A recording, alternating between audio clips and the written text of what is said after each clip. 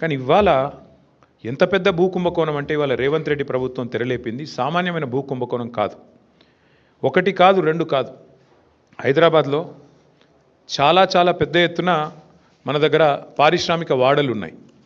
ఉదాహరణకి హైదరాబాద్ నడిబొడ్డున Azamabad industrial area ఉంటుంది. పక్కనే బాలానగర్, కుకట్పల్లి, జీడిమెట్ల, నాచారం, మల్లాపూర్, ఇంకా చాలా ఉన్నాయి. చుట్టూ పారిశ్రామిక వాడలు హైదరాబాద్లో ఓఆర్ఆర్ లోపల బోలెడు ఉన్నాయి. ఎక్కడ కూడా ఇవాళ మార్కెట్లో మీరు చూసినట్టయితే అక్కడ ఎకరం 40-50 కోట్లకు తక్కువ ఎక్కడ ఉండదు. గజాల లెక్కనే ఉంది, ఎకరం లెక్క కూడా లేదు. గజాల చొప్పున 2 లక్షలు, 1,00,000-1,50,000 గజానికి ఈ స్థాయిలోనే ఉంటుంది. ఇవాళ అట్లాంటి భూముల్లో రేవంత్ రెడ్డి ప్రభుత్వం తెరలేపిన కుంభకోణం ఎంత పెద్దది అంటే దాదాపు 9,200 పైచిలుకు ఎకరాలు, దాదాపు 9,300 ఎకరాల భూమి హైదరాబాద్లో.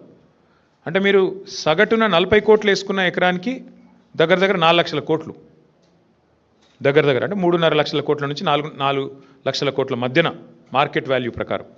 లేదు 50 కోట్లు వేసుకున్నారనుకో సగటున, దగ్గర దగ్గర 5 లక్షల కోట్ల విలువ చేసే ఆస్తిని అందులో మరి ఇవాళ ఆయన అనుయాయులకు, ఆయన వందిమాగదులకు, ఆయన బామ్మర్దులకు, ఆయన తమ్ముళ్లకు, ఆయన చుట్టూ ఉండే బ్రోకర్లకు ఇవాళ ఒప్పందాలు కుదిరించి ఒక అతిపెద్ద భూ కుంభకోణానికి రేవంత్ రెడ్డి ప్రభుత్వం మొన్న జరిగిన కేబినెట్ సమావేశంలో తెరలేపింది.